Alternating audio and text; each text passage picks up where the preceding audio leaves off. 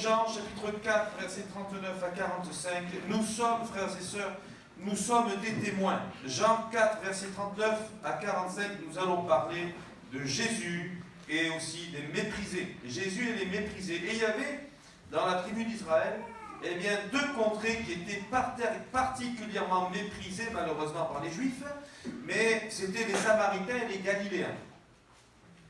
Donc, Jean, oui, chapitre 4, versets 39 à 45. Plusieurs Samaritains de cette ville crurent en Jésus à cause de cette déclaration formelle de la femme. Il m'a dit tout ce que j'ai fait. Aussi, quand les Samaritains vinrent le trouver, ils prièrent de rester auprès d'eux. Et il restait là 2 jours. Un beaucoup plus grand nombre crurent à cause de sa parole. Et il disait à la femme, ce n'est plus à cause de ce que tu as dit que nous croyons, car nous l'avons entendu nous-mêmes, et nous savons qu'il est vraiment le Sauveur du monde. Après ces 2 jours, Jésus partit de là pour se rendre en Galilée, car il avait déclaré lui-même qu'un prophète n'est pas honoré dans sa propre patrie.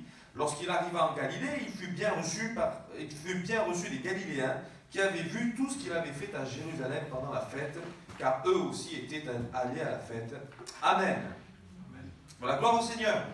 Voyez un peu cette carte, on voit très bien ici le territoire d'Israël, on voit dans le nord, dans la partie encore bleue, la Samarie, et la partie rose juste au-dessus, c'est la Galilée. Eh bien Jésus, il arrive à Samarie, et il va aller jusqu'à Galilée, jusqu'à la Galilée. La partie que je préfère dans cette carte, c'est, vous ne pouvez pas le voir d'ici, mais moi je le vois, c'est écrit Sichar. Vous avez déjà vu un char? 2 chars, 3 chars, 6 chars. Sichar, en fait, anciennement, c'était Sichem, qui veut dire épaule. Alors, des fois, il y en a qui lisent leur Bible et qui me disent, mais Hichem, t'es dans la Bible? Je dis, non, moi, c'est pas Sichem, c'est Hichem. Mais ça se ressemble, voyez-vous, Sichar, donc il est là, le puits de Jacob, à côté de Sichar. Je sais pas, j'ai pas de règle ici. Bon, vers le nord. Et puis, après, il va remonter jusqu'à la Galilée. Jésus s'est arrêté dans des villes où les gens étaient méprisés à l'époque par les Juifs. Et il s'y est arrêté 2 jours. Et il a continué vers la Galilée. Alors, voyez-vous, on connaît ce récit où Jésus est fatigué, il est au bord du puits, il y a la femme samaritaine qui vient à midi, et puis il y a tout ce dialogue, n'est-ce pas? Et puis après, elle va aller en ville, et puis elle dire... Bon. Et puis justement, elle va parler de Jésus, qui lui a dit tout ce qu'elle avait fait, puis les gens vont croire. Et après, il va aller en Galilée. Et dans cette Galilée, eh bien là, on va voir des miracles que Jésus va accomplir. Et des miracles aussi pour des païens. Le premier miracle qu'il va accomplir après ce récit, eh bien, c'est la guérison du fils d'un officier. Ça grésille un peu là, non? Tac, j'entends. Ça fait... Et il va accomplir de nombreux miracles. Dieu se soucie des méprisés. Des méprisés. Et on voit que Jésus, il est venu vraiment pour les gens d'Israël. Mais il ne va pas refuser quelques miettes pour les Samaritains, pour la femme syrophénicienne, pour des centeniers romains qui vont venir à lui, qui vont s'approcher de lui par la foi. Il ne va pas hésiter à bénir ces gens et à leur faire grâce. Oui, j'espère que ça ne va pas abîmer. Sous nous, ça grésille, ça pète, pardon, pour l'expression. Premièrement, on va parler d'Israël, de Samarie, de la Galilée. Puis Jésus et ses contrées, que nous avons citées. Et enfin, la grâce de Dieu pour tous. Dieu fait grâce pour nous tous, et que son nom soit béni, et sa grâce demeure. Et sa grâce continue, alléluia. Amen. Donc, Jésus, Israël, Samarie et la Galilée. Déjà, il faut comprendre Israël. Israël, eh bien, c'est le territoire des promesses. Israël, c'est le patrimoine. C'est l'héritage d'Abraham. C'est l'héritage des prophètes. Israël, c'est le porteur de la loi. Israël, c'est le porteur de la parole de Dieu. Israël est mis à part parmi toutes les nations. Israël est sensible à un terme qui est le terme kadosh, qui signifie saint. La sainteté, ce message de sainteté, il est venu par Israël. Lorsque je parle de la naissance d'Israël, je parle de sa fondation, je parle de son fondement. C'est la loi qui fonde Israël. C'est la loi que Dieu donne à Moïse, qui fait que cette tribu patriarcale va devenir la nation d'Israël, avec des règles et des devoirs. Il y a des gens qui pourraient très bien dire, il y a la loi, mais à côté de la loi, il y a les arrangements de région. Lorsqu'Hammurabi a décidé d'écrire le code d'Hammurabi, il a écrit sur une stèle. Et là, il n'y avait pas les sensibilités de région. Ce qui est écrit, c'est ce qui met d'accord. Et lorsqu'on entend des séances aux tribunaux, par exemple, et puis que les avocats cherchent des textes dans la loi, quand la loi condamne, ils vont chercher des textes de jurisprudence, ou donnés dans des cours de cassation. Ils vont chercher des textes autour de ce qui a été écrit dans la loi, mais ce sont des écrits qui peuvent soutenir la personne qui est attaquée ou la personne qui attaque, peu importe comment est-ce qu'on voit les choses. Mais quand on considère la naissance d'Israël, on ne peut que considérer que c'est Dieu qui a fondé cette nation, du début à la fin. Et Israël se voyait comme pur. Ils avaient un mot qui désignait pour eux-mêmes, qui signifie pur. Et dans le terme kadosh, il y a 4 définitions. Saint, pur, séparé, mis à part.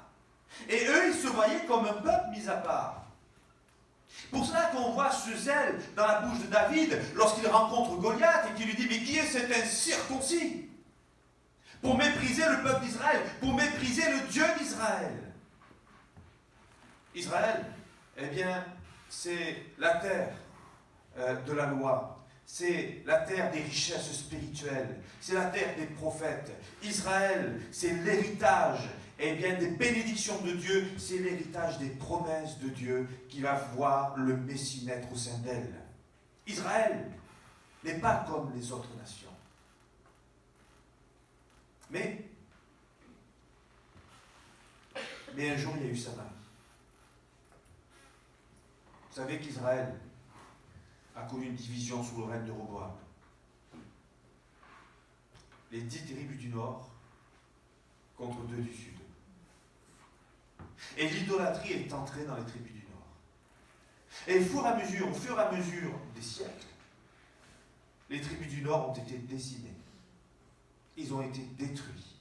Il y avait quelques restes, ils ont été déportés. Et on a fait venir des gens qui n'étaient pas des Hébreux, même s'il y avait un reste, mais pour qu'ils puissent revivre dans cette terre des colons. Mais il n'y avait pas la bénédiction de Dieu, bien au contraire. Alors on a fait venir des gens pour les enseigner dans la parole de Dieu, du Dieu d'Israël. Et il y a eu un mélange qui a été fait. Et ces gens ont aussi revendiqué l'héritage d'Israël. Mais par rapport aux 2 tribus du sud qui étaient du pur sang, excusez-moi le terme, il y a eu un mépris et chacun a revendiqué sa place. Voilà comment est née Samarie, d'une division. Voilà comment elle a évolué, détruite et repeuplée. Tu peux passer à la diapo suivante, s'il te plaît. Donc, les origines sont différentes. Sont-ils des juifs purs? Il semblerait que non. Et lorsqu'on voit ce discours entre la Samaritaine et Jésus, et la Samaritaine va dire à Jésus, mais vous dites que, mais nous on dit que. Jésus, il ne rentre pas dans toutes ces discussions. Donne-moi soif, donne-moi à boire, j'ai soif. Si tu bois de l'eau que je te donne, tu n'auras plus jamais soif. Es-tu plus grand que Jacob?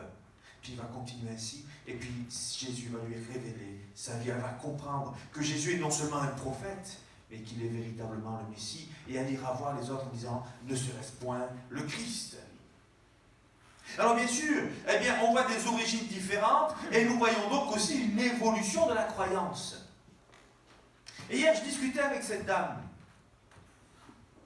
pendant que je conjetais nos emballages, et puis je lui disais, mais parce qu'elle me disait, on ne peut pas vraiment parler de Dieu aujourd'hui, les gens nous remballent, les gens ne connaissent point. Mais je dis, mais quand on voit toutes nos différences d'origine, d'ethnique, bien ça amène aussi à des différences de croyances et à des différences de valeurs.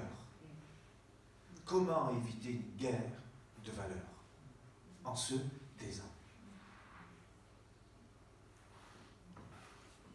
Qu'est-ce qui a permis aux nations de rester unies? Qu'est-ce qui a permis aux chefs des nations d'unir leurs nations? Des valeurs communes. Mais dans une société multiculturelle, comment revenir à des valeurs communes? La laïcité. On ne montre pas de signes de valeurs, parce que les valeurs, ça vient de Dieu.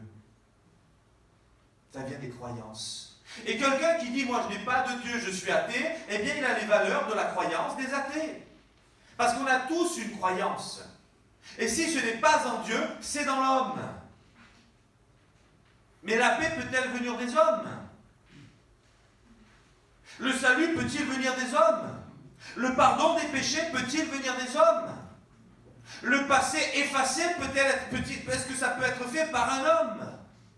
Jamais, rien ni personne ne remplacera Dieu et l'œuvre qu'il a accomplie à travers Jésus à la croix du Calvaire. Et il est le sauveur du monde. Que son nom soit béni. Samarie a vu ses croyances évoluer. Il y a eu tout un mélange d'idolâtrie et du culte amené à Dieu. Mais Jésus va se soucier du salut des Samaritains. Tu peux passer la suivante. Ils ont un point commun, je disais tout à l'heure, tous se revendiquent comme des enfants d'Abraham et comme des héritiers des promesses. Tous. Mais ce n'est pas suffisant pour être unis. Tu peux passer. Alors la Galilée maintenant. La Galilée, sa situation géographique, c'est vraiment le nord, à la frontière du Liban. Vous savez, il y a vraiment tout le Jourdain qui sépare. Après, il y avait les tribus qui étaient à l'est, 3 tribus qui étaient restées là, enfin 2 et demi. Mais sinon, c'est vraiment le nord. Et que lorsqu'il y a une guerre qui vient en Palestine, généralement, elle venait du nord. Les Assyriens par le nord. Les Babyloniens par le nord. Les Médo-Perses par le nord. Les Grecs par le nord. Les Romains par le nord aussi. Donc ça venait toujours par la Galilée. Et les Galiléens, eh bien, ils étaient un peu excentrés par rapport aux autres tribus, déjà divisés des 2 tribus du sud, parce qu'elles étaient à l'extrême nord lorsque Israël est devenu Samarie. Mais en plus, ils ne se sont pas toujours mêlés, eh bien, des guerres. Et parfois, ils ont même fait passe-droit aux armées étrangères. Ils les ont laissés passer par leur terre sans résistance. Et donc, les Galiléens, ils étaient mal vus par la communauté d'Israël. D'ailleurs, on disait que c'était près des Goyim. Et la Galilée, c'est Guélil à Goyim. C'est-à-dire qu'on les considérait comme des Goyim. Et les Goyim, c'était l'expression qu'on utilisait pour parler des non-juifs. Mais une expression qui marquait une différence de niveau, une différence sociale. Nous, en Israël, on sera la tête, mais vous êtes la queue. Les Galiléens, ils étaient vus ainsi. Si bien que Nathanaël dira, mais que peut-il venir de bon de Nazareth? Jamais un prophète n'est né en Galilée. Jamais, on n'a jamais vu ça. Mais Dieu, il a fait une promesse pour la Galilée. Là où il y a les ténèbres, dans le pays de Zabulon, une lumière a jailli. La lumière est venue. Et là où Jésus a mis son pied à terre, là où Jésus a travaillé, c'est en Galilée. Il n'est pas né en Galilée, il est né à Bethléem, selon les prophéties. Mais ils étaient installés en Galilée. Et Jésus a développé son travail de charpentier là-bas. Et Jésus a commencé son ministère là-bas. Si bien même, eh bien que lorsqu'il n'est pas reconnu comme prophète, c'est par les gens de chez lui. Qui étaient aussi en Galilée. Mais Jésus aimait aller en Galilée. Et dans son voyage, à plusieurs reprises, il y est retourné. Dans cette terre. Le premier miracle de Jésus, c'est en Galilée. L'eau changée en vin. Pour certains, le vin changé en eau, ça aurait été mieux. Mais ça, c'est une autre histoire. Donc, goyim, c'était un terme péjoratif. Ils ne sont pas reconnus comme ham. Ham, c'est-à-dire les purs juifs, du pur sang. Ils ne sont pas reconnus comme les ham.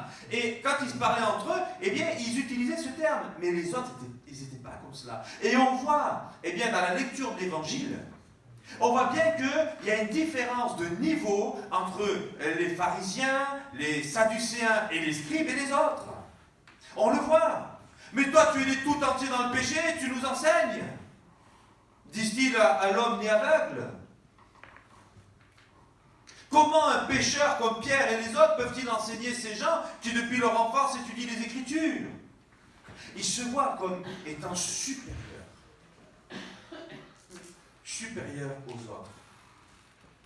Et donc, lorsqu'il y a un différent, on ressent pleinement le mépris. Ils sont donc méprisés. Et les Galiléens, c'était des gens qui étaient méprisés comme les Samaritains. Lorsque je pense à la Samarie, je pense à l'identité. Quelle est votre identité, Samaritain? Quelles sont vos vraies origines, Samaritains? N'êtes-vous pas en crise d'identité? Et nous, parfois, ça peut nous arriver aussi d'être en crise d'identité. Nous avons chanté « Je suis enfant de Dieu ». Mais est-ce que nous en avons vraiment conscience? Est-ce que la vie que nous menons est bien celle d'un enfant de Dieu? Si je sais que je suis un enfant de Dieu, je ne suis plus le même.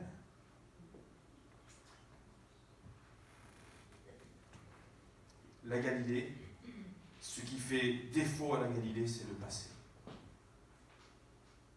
L'histoire des Galiléens, qui a amené sur elle le mépris. Samarie, c'est l'histoire de l'identité qui amène sur elle le mépris. Combien d'enfants, à cause de la façon dont ils sont nés, eh bien, ont été considérés comme des, excusez-moi le terme, des bâtards, méprisés des autres. C'était encore pas si vieux que ça. Et combien, à cause de leur passé, eh bien, ont été comme interdits de présence, rejetés. Nous sommes là face à deux contrées qu'Israël considérait comme méprisantes à cause eh bien, d'un problème d'identité. Ce ne sont pas des Ham, et à cause de leur passé. Que Dieu fasse, par sa grâce, eh bien, que nous puissions être complètement guéris, si ce n'était pas encore le cas, d'un problème d'identité, ou bien de notre passé, parce que le Seigneur, le passé, il efface. Si quelqu'un est en Christ, il est une nouvelle création. Les choses anciennes sont passées, voici, toutes choses sont devenues nouvelles.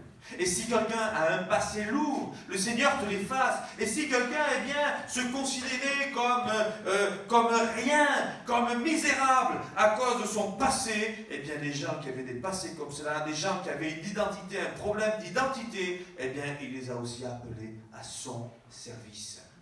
Parce que Dieu, il voit au-delà de ta génétique, lui, il voit ton cœur et que le nom du Seigneur soit béni. Amen. Amen. On peut passer. La diapo suivante. Voilà, ça je l'ai dit, on peut passer.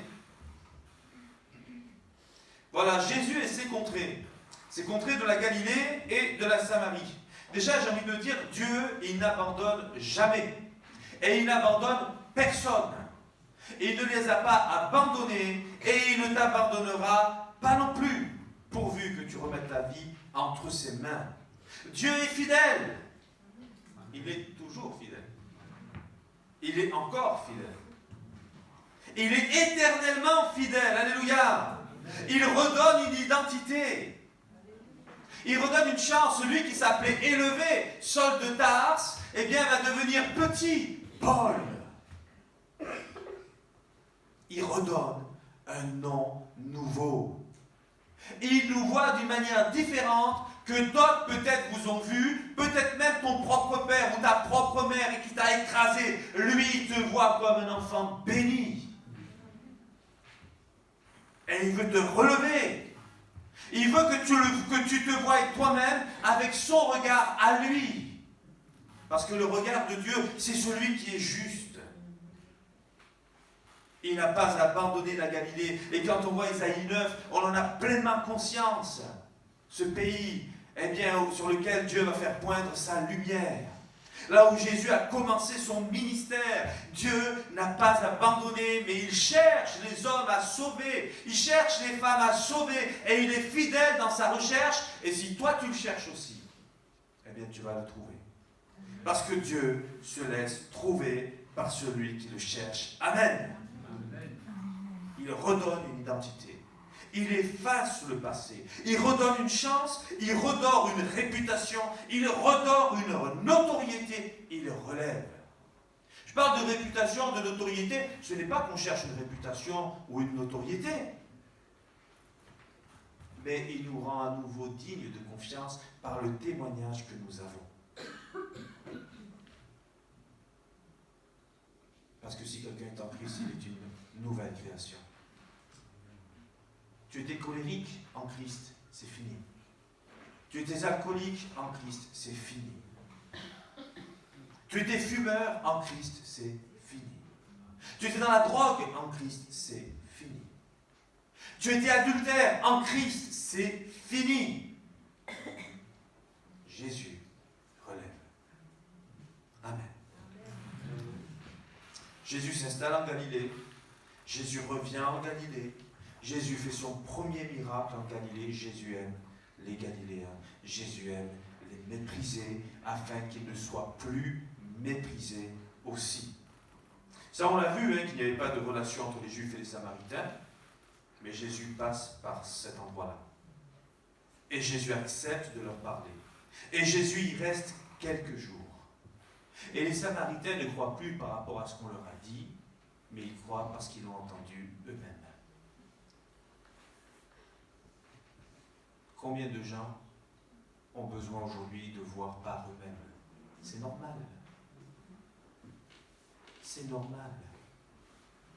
Semons la parole de Dieu pour que les gens aient la foi pour venir à Jésus et qu'ainsi ils l'entendent eux-mêmes.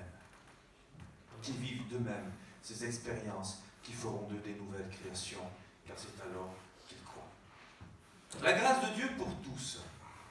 Nous avons lu ce texte dans Matthieu 5, versets 1 à 12, heureux, les béatitudes, les pauvres en esprit, les persécutés, etc.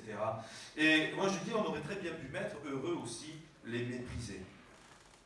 Heureux aussi les méprisés, parce que Dieu leur redonne une place. Heureux les déshonorés, parce que Dieu, en enlevant le péché, il redonne l'honneur.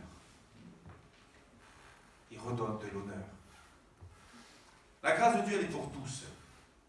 Nous voyons dans la parole de Dieu, eh bien que ses compassions ne sont pas épuisées. Pour qui? Pour toi. Sa miséricorde est encore là. Pour qui? Pour toi. Dieu est amour. Et dans son amour, il est patient. Et dans son amour, il te regarde. Dans son amour, il a l'oreille tournée vers toi.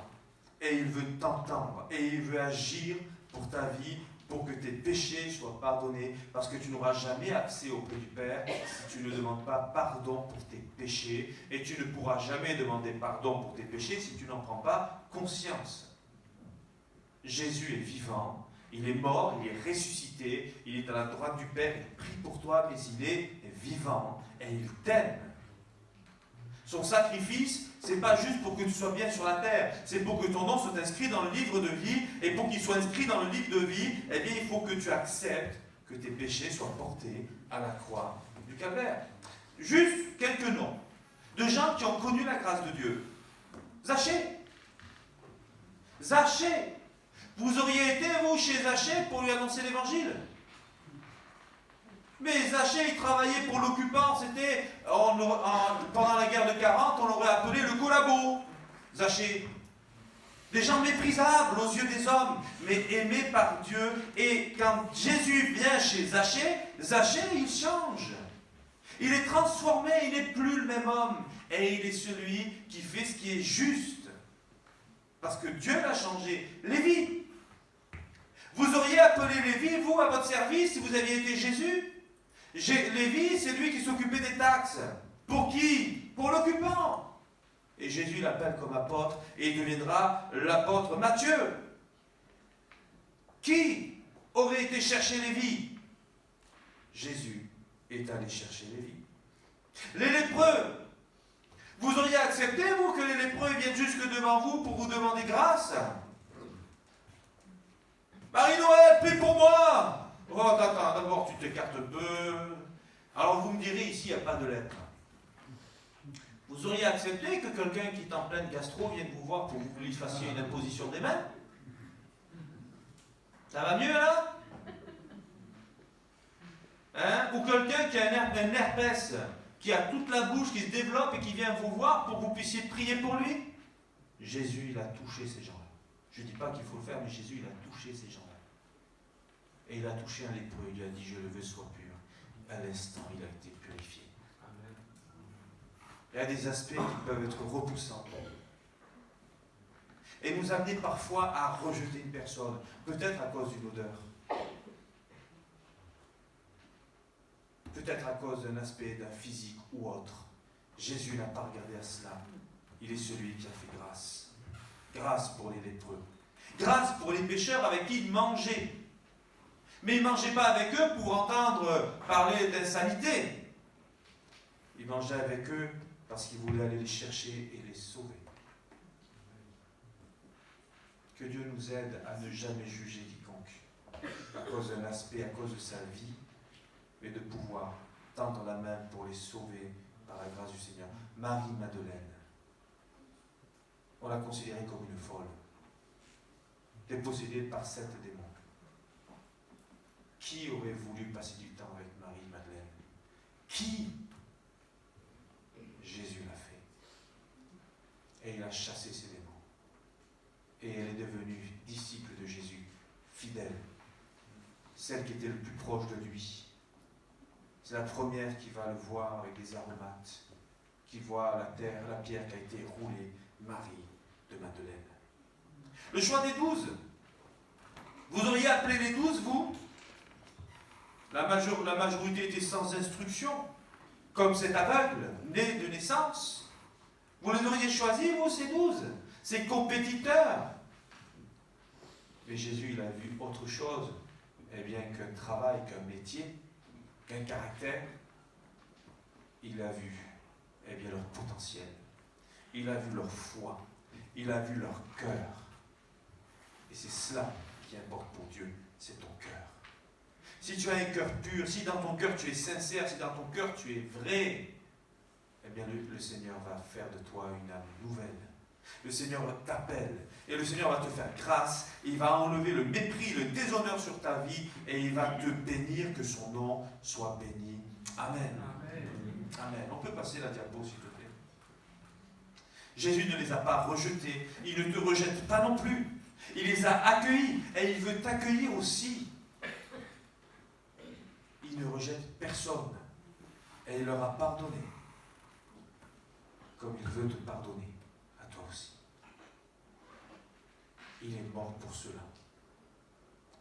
Les démarches du pardon du péché sont essentielles, j'en ai parlé tout à l'heure, je ne vais pas trop me répéter, et prendre conscience que nous sommes loin de Dieu, séparés de Dieu, lui demander pardon, s'approcher de lui, et Dieu accomplit tout pour que ce soit possible. Jésus est mort sur la croix, il est fidèle. La grâce pour Israël commence par les mépriser.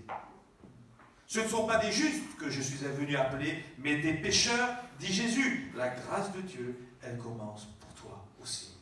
Et elle est là. Conclusion. Galilée méprisée, mais Jésus l'a visité. Samarie méprisée, Samarie rejetée, Jésus l'a visité. Et pour toi,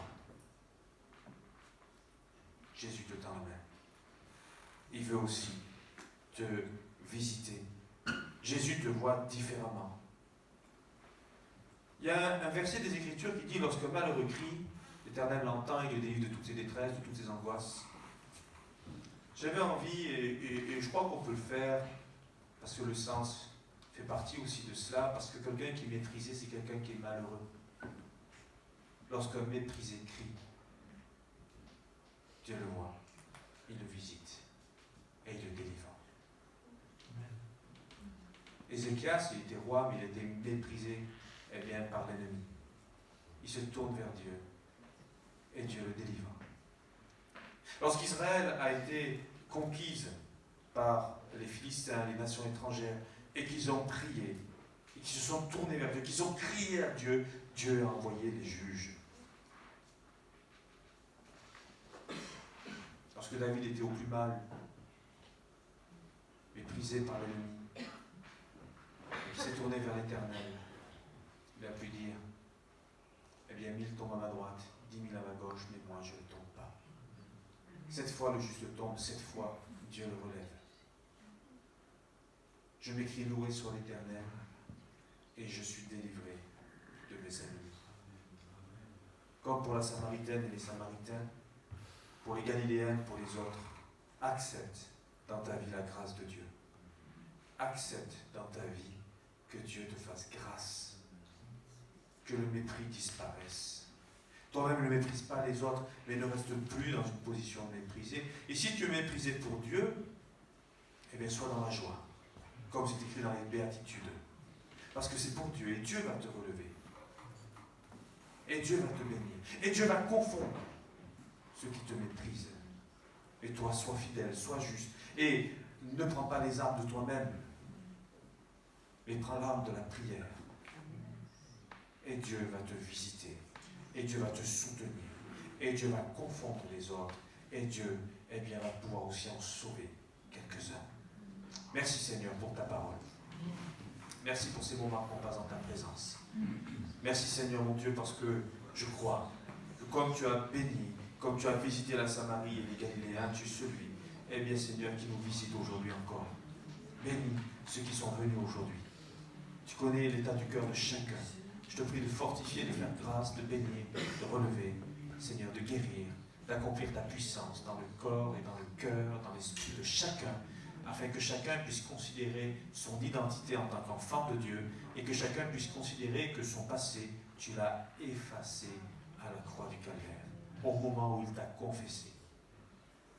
Et si ce n'était pas le cas peut-être pour toi aujourd'hui, et si tu confessais le nom du Seigneur, et si tu lui demandais pardon pour tes péchés, et si tu commençais une route nouvelle qui débute à la croix avec Jésus, Seigneur, bénis peut-être les personnes qui sont concernées par cela, afin que chacun puisse aujourd'hui être un enfant de Dieu, dans le nom de Jésus. Amen. Amen. Dans la gloire au Seigneur, merci pour votre venue, merci pour votre attention, que le Seigneur vous bénisse, et bon appétit. Cet après-midi, réunion à 15h30.